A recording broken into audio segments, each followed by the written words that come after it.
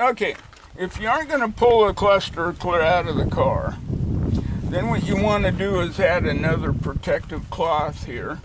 And to get it to stick to this vinyl, I'm using, see the dirt there? I'm using some lacquer thinner to actually clean the crap off of there. Let's do a test. Yes, it sticks now. Before it would not stick. So, put another cloth there. That keeps this nut and bolt from damaging things. So you can just set that over there. So that's not going to bother you. I'm going to add a piece of tape here around the assembly. Now, whatever you do, you don't want to be pushing down on that any more than necessary, because it is kind of fragile right now.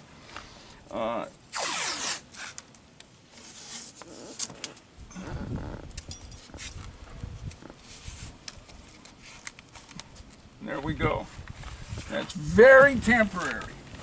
Now we can get to this nut and take it off. Now lots of times it's just finger tight, which it is. All right. This is a special brass nut. It's only used in 2 places on the whole car, one here and one there. And I can tell it's the original very thin nut. And as you can see, special nut. Now, we're ready to start the process of removing other parts in order to get in here. You want to take a very small Phillips and pull these screws out.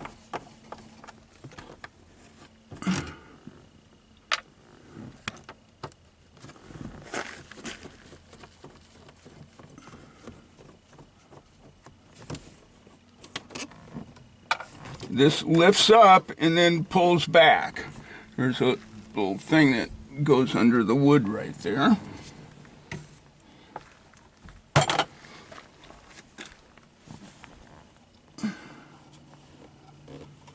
Boy, this is an original car. Usually that's gone. Okay, now we've got some screws there. There's 4 of them. Okay, I got those screws out of there. We got that panel off.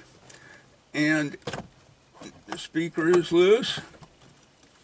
Now, very fragile. You don't want to be touching this paper cone. This is actually still a good speaker, amazing. Now, you may prefer to replace this with 2 coaxial speakers. You get a lot better sound. So this is connected down to that radio somewhere, so we're just going to leave that in right now. And we got to get this radio and ashtray and glove box out of the way. There's a link to my video on how to remove these radios. Okay, I got the faceplate off. Now, you'll find this to be a common problem. With age, this plastic impact strip will get deformed, and I cannot get the radio out. It's in the way. So, the screws that hold this in are at about an angle like that. And you need a smaller Phillips than normal. And you don't necessarily have to remove all the screws, but get a couple of them out so that you can push this strip up a little bit. Okay, I've got a couple of screws out, and as you can see, that strip will move up enough to where we can get that radio started out of there. we got our antenna.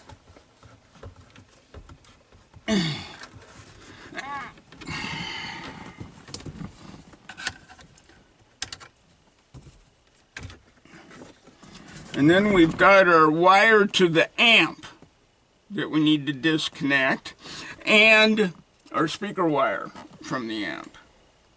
As I mentioned, we can disconnect these things from the booster, or you could tape a rag here and leave it hanging there.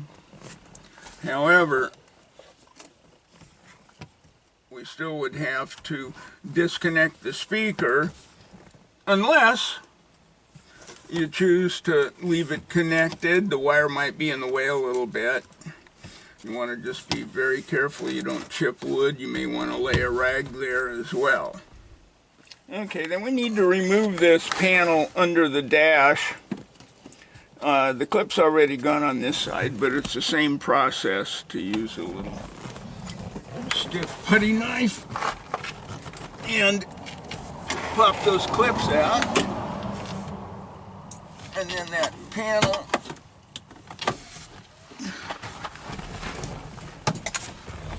with a little effort comes out of there. And like I say, they build the car around this thing. Okay, next step is to pull our glove box out. And that's attached in there with these little washer and a clip like this that expands. So again, we use my little knife. You can probably do it with a screwdriver, but it's a little easier with a made-up tool. Okay, we've got that loose. Now, need to pull an upper lip down. I want to pull this light out of here.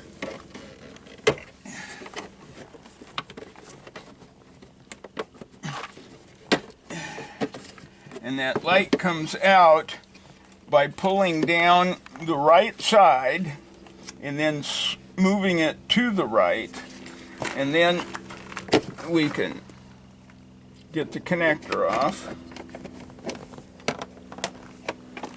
Poke that up in the hole.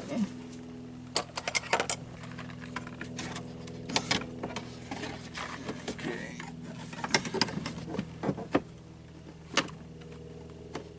And this has to have clearance all the way around in order to get out of there. And this is where you need to have a third arm. It's real handy if mechanics have a third arm. But cars have not been in our history for very long, but in 1,000 or 2 years we'll be born with 3 arms. Anyway, okay, we got that out of there. Okay, I like getting the radio completely out of the way. And on cars with air conditioning, the amp is going to be up behind the glove box, actually forward of it. But with air conditioning, you take this panel off, screw right there, and normally there's a screw down here. They commonly rot away. Anyway, and there's our amp right there. To pop that amp out of there, just get a screwdriver in here, and bingo, pops right out. Little retaining clip right there that holds it in. And now we can pop off the coupler. There's a little retaining clip wire, very fragile. You always want to wiggle this a lot, side to side. And that's our connection to the radio. And here is our antenna connector, very gingerly, side to side. Remember, plastic items get more fragile with age. They actually what's called off-gassing. The chemicals that make it soft are lost over time, and they become more fragile. Okay, there's our amp. We can set that aside, and we can feed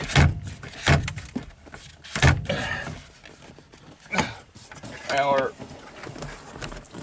amp wire up and pull the radio out and pull our speaker out of the way. Okay.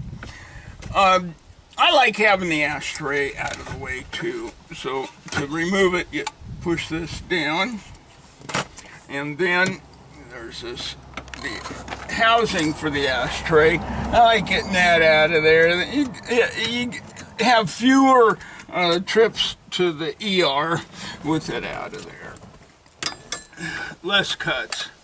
And then there's 2 screws over here. Okay, with those screws out,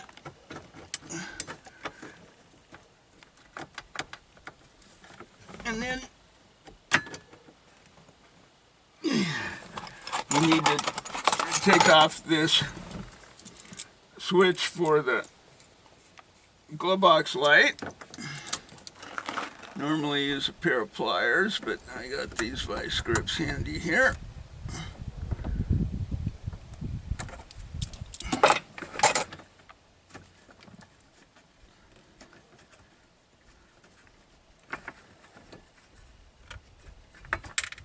There we go. You don't really have to take it all the way out, but I like it to have it out of there, so you can get your arm through here easier.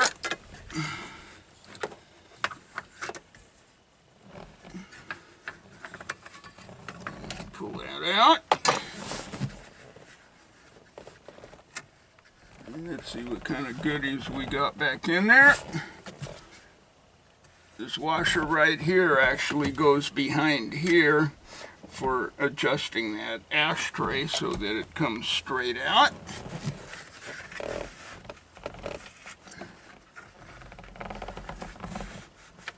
Okay.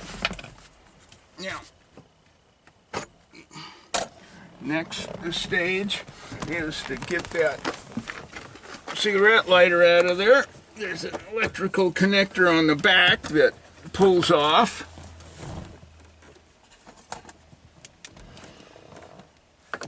And then this metal attachment right here just unscrews.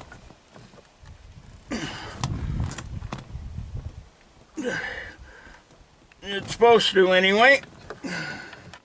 Okay. And this is the part right here that you want to get off of there, and the little washer. It's actually the electrical connector as well. Then there's a nut on the back that I believe is a 14. And then this U-shaped retainer. Now, when you take this outer housing out, you don't want to chip wood, so you want to start moving it around as well as turning it a bit. Move it around, move it around, move it, and by moving it around I mean side to side as well as up and down, so that you're actually deforming the finish. Otherwise you'll chip a piece off. If that happens, look for that piece, carefully glue it back on. Now, do note that this assembly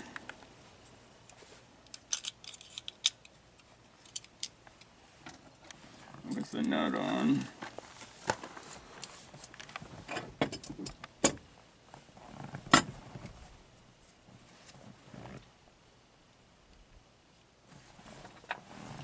and this baby on here.